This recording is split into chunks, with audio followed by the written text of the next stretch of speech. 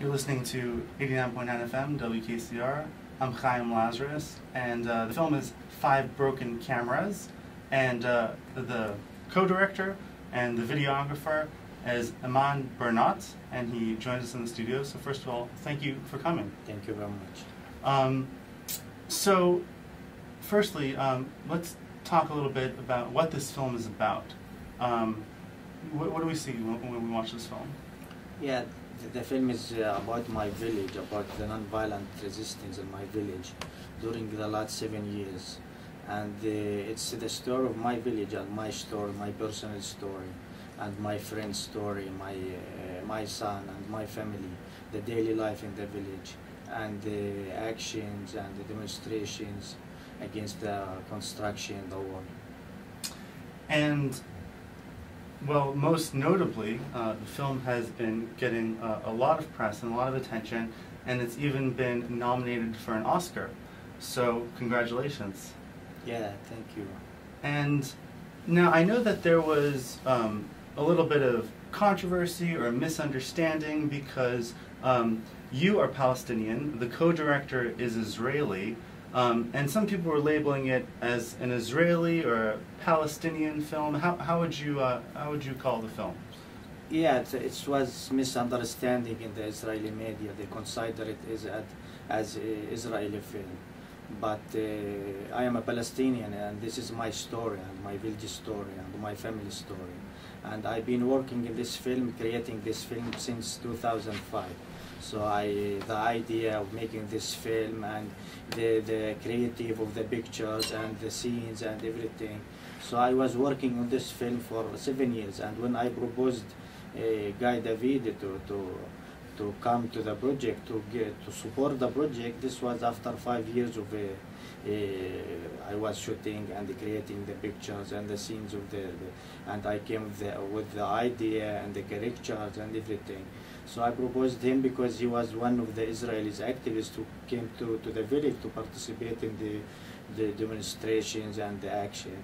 So it was like a natural and not political decision to make it Israeli-Palestinian or so it was between friends and the human, so it's more human. So, but the film is a Palestinian documentary.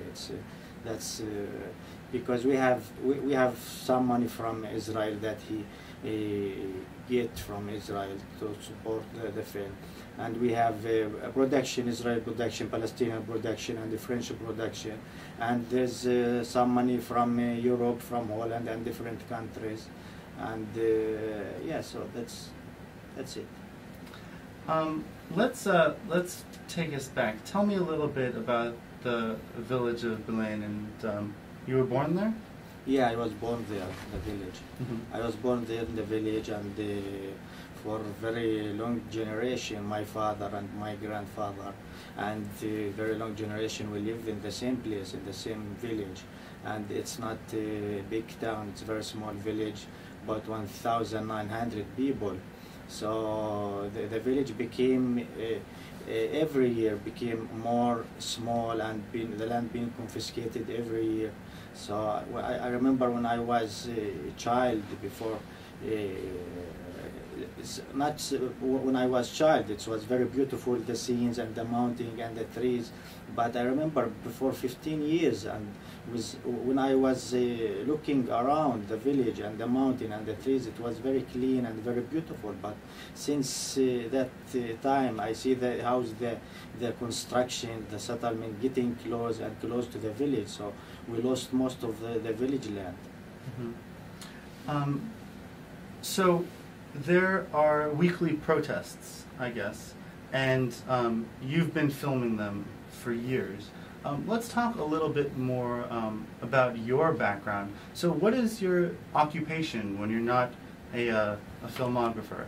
Yeah, before 2000 I was different jobs. I was working in the land, and I was doing gardens, and I've been working also in Israel for sometimes a driver, but after 2000, so the situation was, when the second intifada started, so it was everything changed and it closed. So I started focusing more on the situation. And but when the decision in 2005 was taken by the Israeli government to construct the wall and to build the wall in Bil'in land in the middle of the village, so I decided to take part of this with my camera. Mm-hmm. And so tell me about the typical Friday protests. So a lot of people are taking part of these protests from other towns, from all over the world. So walk me through the day. Like what usually happens? What's a typical protest like? Yeah, every Friday since 2005, the people gather after the prayer, and people from all the world they come and to participate. Even Israelis activists, they come to participate every Friday, and the people march to the wall, and they start their march from the mosque, the center of the village, to the direction of the wall, and the demonstration and the action being always peaceful, and the decision was taken from the village that they will take this way as a new way of the village, to a non-violent way and peaceful way. Mm-hmm. And what we see in the film, usually we see the people walking towards the wall and the soldiers, and they're protesting, and there are signs and flags and stuff like that, and then usually there's a cut and an edit, and we see tear gas and rubber bullets, and the Israelis are firing upon the protesters, and there's a lot of really graphic violence that we see. But like, how does it usually start? What usually sets off? Is there a push, or how does it erupt from non-violence to violence? It's since. Is it 7 years every Friday, and people trying to reach their land and to go to the gate to go to their land. But when they reach the wall, so the soldiers start the action, and they start shooting gas and rubber bullet to push the people out, and not to let them be close to the wall. So the violent start always. I've been filming 7 years there. It's my village and my life, and I know the place very well. So always the people demonstrate and protest non-violent with different people from other countries and Israeli activists. But when they reach the wall every Friday, when they come close to the wall, so the soldier start to shoot gas and rubber bullet to push them away from the wall. So people start trying to climb over, or what is that? What usually erupts? What usually sets it off? Yeah, so it's before it was different. It was the fence, and the fence was close to the village, very close to the first house in the village, and people were trying to cross the gate and to enter in the gate and to go to the other side. There is a gate, so to the other side of the wall. So when they get close to the fence, so the soldiers they start to push them and to shoot gas and to push them away from the fence. And what's the goal? What would you really like to see accomplished through the movie and through the protests? What's a win? First of all, this is, if you see the film and watch the film, it's not just about political things, or it's not just about the non-violence or what's going on in the village. It's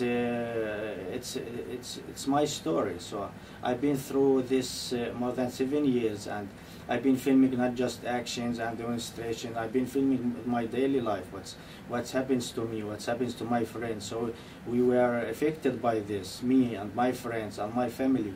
And you can see my son, how was born in the same week, and he was growing up and watching what's going on.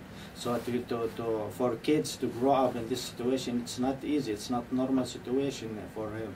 So my goal is to show more about our life, more about the reality and the truth of our life, because the people outside, they don't understand, or they don't know enough about our life in Palestine. They just get the news, and they get the violence from the TV channels, and so my goal is to reach the people and to show them about my life, where I live. This is the place where I live.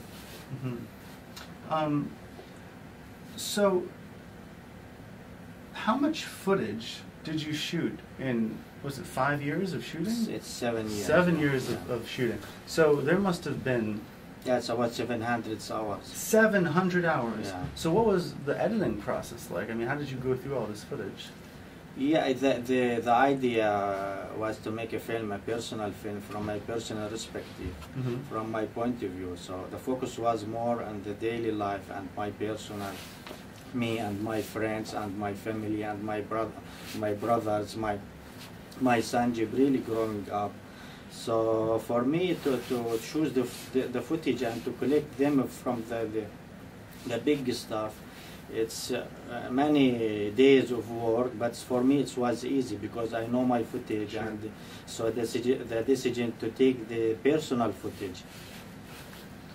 And so we see the film as a lot of your personal footage, your family, your son growing up, and of course these weekly Friday protests, which often end in tear gas and rubber bullets, people getting hurt and even killed.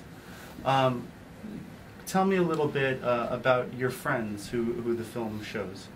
Yeah, you know, myself, I've been very close many times to be killed because I've been shot many times.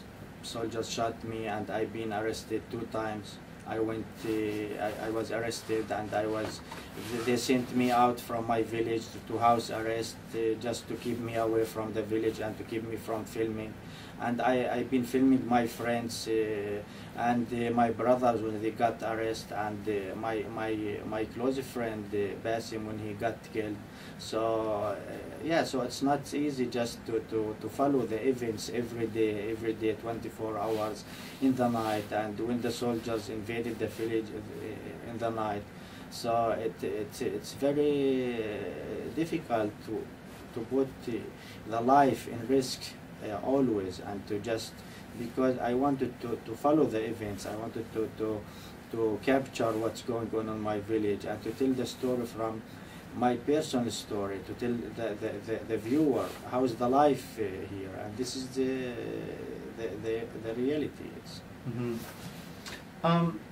you know, a lot of people who live in Burnat, from what I understand, there's quite a few people who work in Ramallah for the PA government, right? And we see that, you know, often you'll see politicians coming to be part of the protests and a lot of cameras and stuff like that.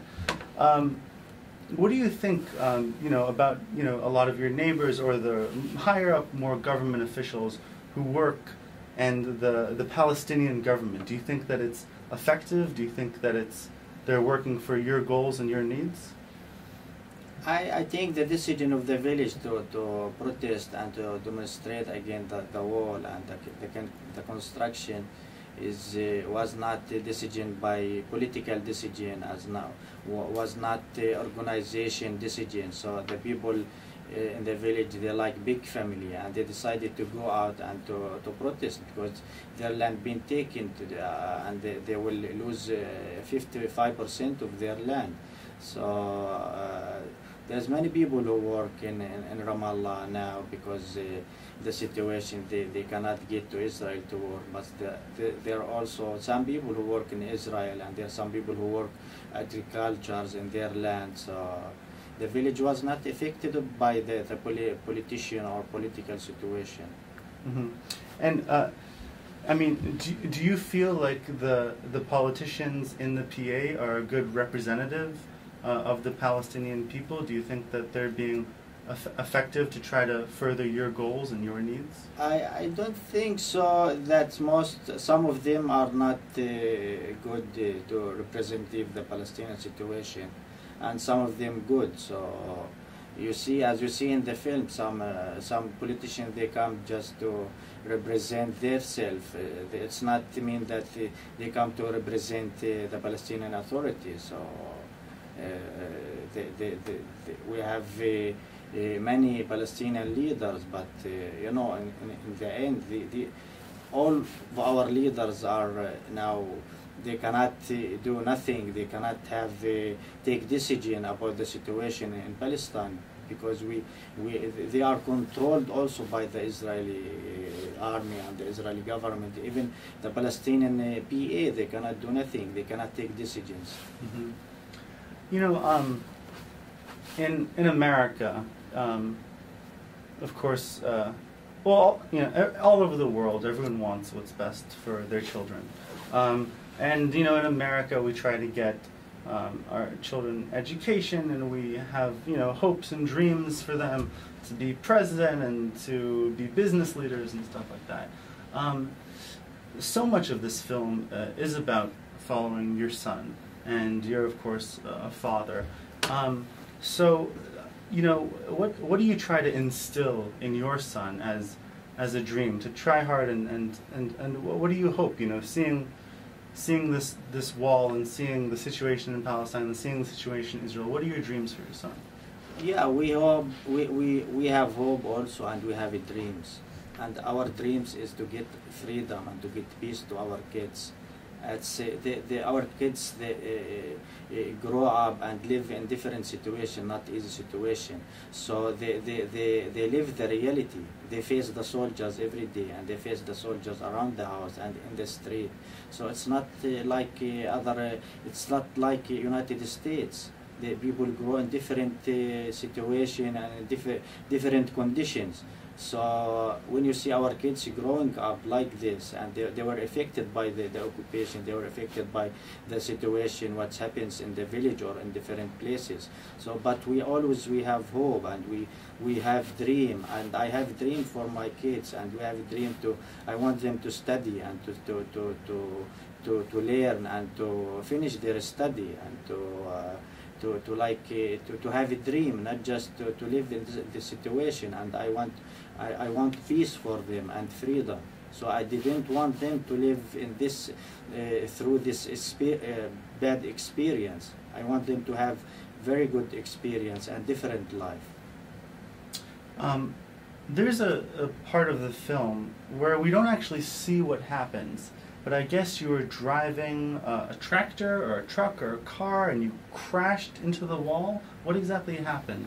Yeah, I used to go to the other side of the fence, and because we have access to our land through the gate with the soldiers, and I was filming the illegal construction on the land, the settlement, and I was helping the farmers there to protect them with my camera. And so in the way back, because the construction cut the road, so the road was straight before. Mm-hmm. So now after the construction, you go up to the hill and through the gate and very deep. So the tractor lost control. So I hit the fence to stop the tractor, because my kids were with me and other people, so I didn't want to make it more worse for the people.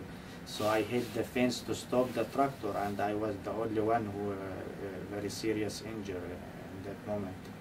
Yeah, so you were very, very seriously injured, and I guess you made a decision to go to an Israeli hospital rather than a Palestinian hospital? Not me who made the decision. Oh, you were unconscious. Yeah, I was unconscious, and so I was taken by the soldiers who was there, because I made the accident on the road, and so they take me to Israeli hospital, Tel Shumer. And then you mentioned that you were hit with a lot of bills afterwards? Yeah, there's a lot of bills that was difficult for me to pay, and so I was fighting to get money to pay the bills, and because I was supposed to get more treatment and more surgeries in the hospital. but I think the hospitality in the hospital was very good, and from the doctors and the people who work in the hospital, so they didn't look at me as Arabs or Jewish, so I feel that everybody same thing in the hospital. For sure, for sure. So, you know, we see a lot of men in this movie, you know. It's you, your friends, your boys. We see a little bit of your wife, but what's really the women's role in the protest? Do they take part as well, or is that not so much for them? No, they take part in they take part in the protest. But you know, the role of the men more than the women, because the women they have more other things to do, but they have a very strong part in the movement and the protest. So, you know, again, kind of going back to my other question, you know, if you could, you know, snap your fingers and things would be exactly what you want, if you could achieve your goals from these protests, what would that look like? What is the perfect reality that you'd want your children to grow up in that would be the perfect solution from your end? I want my kids to live in freedom and peace. So I want them, you know, we are seeking to build our state, our Palestinian state, Palestine, and we are seeking for freedom and for peace. So I want them to live in peace. So you would like to see the Palestinian state to be recognized and for there to be peace between the both sides and free movement? Yeah, but we need also freedom, and we need for Palestinian state to be recognized by the international community, and so we can live two states as neighborhood and in peace and freedom. I think for a short period you were giving footage to Reuters, right? And you got a press pass. Can you tell me a little bit about, and then in the film, when some soldiers ask you to stop filming, you say, you know, I have permits and stuff like that. Can you tell me a little bit about what you were doing as an official videographer, that capacity as press? I was filming and documenting for different purposes, and I was giving footage for Reuters and different TV channels to continue my job and to continue to producing my film. So I was I used to buy cameras or to repair cameras and to get tapes. So if I don't give footage to channels or to Reuters, so I will not get to continue what I'm doing. And it was important for me to continue and to filming and to continue the construction of the film. Yeah, so it's and it was important to give the footage to channels TV and Reuters to spread the footage and about the situation. There's a lot in this film about olive trees. Can you tell me why the olive trees are such an important symbol for you? It's not just a tree for us, for the Palestinian.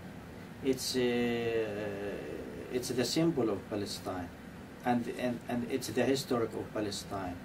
So people been you know, surviving and taking care of this tree for a long time, for a very long generation. So it's for us, the olive tree is not just a tree. So it's our symbol and our history, and by you know, it's we take care of this tree because we love this tree. And when you love something, you take care of it. You don't destroy it. You just want to take care of it for very long time. What's life in the village been like since the movie came out? Are the protests bigger now? Are the people now? Everybody has heard of your village.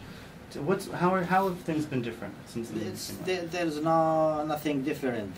The life is the same life, and there's no change. So except since the wall was replaced and removed from place to another place, part of the land being taken back to the village, and we got part of the land to the village, and we have more space to the people, but the situation is still the same situation, and people is still protesting every Friday against the new wall and the construction. Mm-hmm. So tell me a little bit about the decision to move the wall. I guess that was done by the Israeli high courts. Yeah, it was done in 2007 and 2008 by the Israeli High Court, but it takes them 2 years to start and to remove the fence. Mm-hmm. So they started after 2 years, but the pressures of the protests and the demonstrations against the wall and against the construction made them take this decision, I think. The protests, you think? Yeah. And so, what's next for you? I mean, now you've made this movie, and it's, I mean, really, this is the most you could have hoped for this movie. It's all over the place. So what's next for you? Are you going to continue filming? Is there a sequel? You know, I continue filming, yes, but I've been doing this film now 8 years, since 2005. I've been working on this film, working to make this film, and now promoting the film more than 1 year over all the world. And the film was very successful, and people get to know more about reality, about the Palestinian situation, about my life through my story. So yeah, so my goal is to reach the people and to tell the people the reality. And the Oscar, I think, to get nominated to the Oscar, it's will draw big attention to the Palestinian situation, because this is the, you know, this is the first Palestinian documentary that reached the Oscar, and it's very important for me and for the Palestinian community. So I would say that I made this film and I gave the people this film, and I wish that everybody watch this film, and now the ball is in your court. What do you think that we as Americans can do besides educating ourselves to help bring peace? I think the American people don't know enough about the political situation, or they don't know enough about what's going on in Palestine, and I will focus on Palestine, not in other situation or other countries. So they don't know enough, or they don't know nothing about the situation in Palestine, the daily life, and how the people live there, and how's the real situation, the truth. So through this film they get to know more about the life and about the situation, and the people being touched and moved about the story and the film. So I hope that they can do more, and as I said before, that now I'm asking the people in America after watching this film, so what you are going to do, so because the ball now in your court. So what about the neighboring countries, the other Arab countries? Have you been screening? Has the film been seen there? And what are the other Arab countries doing to help the situation? No, the film has not screening in an Arab country yet, because you know, the cooperation and between Israel and so because of Guy, he is Israel. Mm-hmm. Yeah, I think, and so I don't know what they have to do for the situation. I don't know really what they need to do, or what they can do for the Palestinian situation. And how about in Israel? Have you been screening? I assume screening the film in Israel. How's the reaction been there? Yeah, the film was shown in Israel and in different places, different city, in cinema, and in TV, channel 8, yes, and the reaction, some reaction is good, and the people react strong and good, and but there's many other reaction is bad against the film and against the story and against the Palestinian. What type of negative reactions have there been? How have people reacted badly? Like they react bad. There's many reactions. So if you follow the reaction of the in the internet of the Israeli people, so you can read and you can know how they react. But for me, the goal was also when I started making this film, and when I decided when I approached Guy to support the film, my goal was also to screen the film in the Israeli society, so he have the access to the Israeli society to screen the film. And how about, has there been any sort of reaction from the Israeli army? I mean, because there's a lot of shots of the Israeli army, shooting tear gas and rubber bullets. Have they issued any sort of statements? I had a discussion always with the Israeli soldiers, in the village, because they always been the same soldiers and the same faces who come in Friday, so they change in each 3 months. And I had always a discussion between me and the soldiers. So we talk, but in the end we stuck, because they come to make a mission in the West Bank, and they don't care what's happened. So they have job to finish. And but after the film was finished, I had a discussion also between one of the soldiers who came to protect the wall in the village, and I asked him if he have seen the film. He said yes, I watched it, but he told me this is not this is your film, and this is from your point of view, and this is your story. So there's some points that this film made me to think about, but it's your story, it's not our story.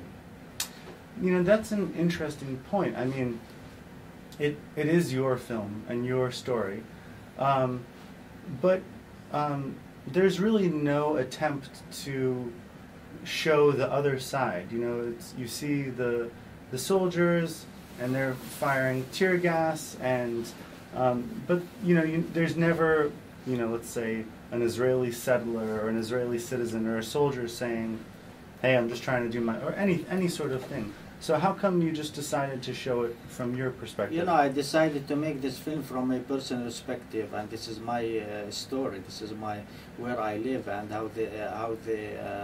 how I came through during the last 7 years. So I'm telling the people where I live and how's the life there in my village, and how about my friends, about my family, and about myself, about my son. So it's not a political film, or it's not about the other side or this side. It's my unique story, so I wanted to tell my story to the people. Got it. And what have the reactions been like in your village and in the whole area?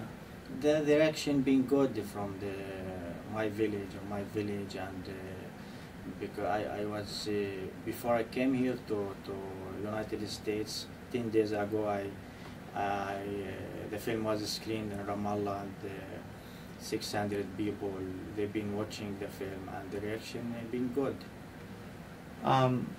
Well, that's all the time we have left for today, but I mean, thank you so much for coming on the program. We'll all be looking and watching the Oscars and rooting for you, and the film is 5 Broken Cameras.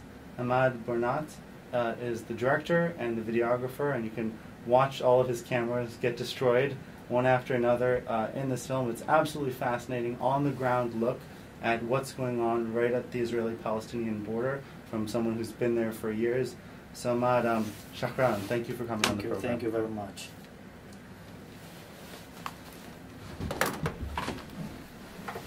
Thank you so much. Very, very, very interesting to see what really happens there. So thank you for making this movie. I very much appreciate it. Thank you. And yeah, I'm definitely going to be watching the Oscars. Yes. So have you seen the film? Oh, of course. Yeah, I wouldn't come in here and just start talking.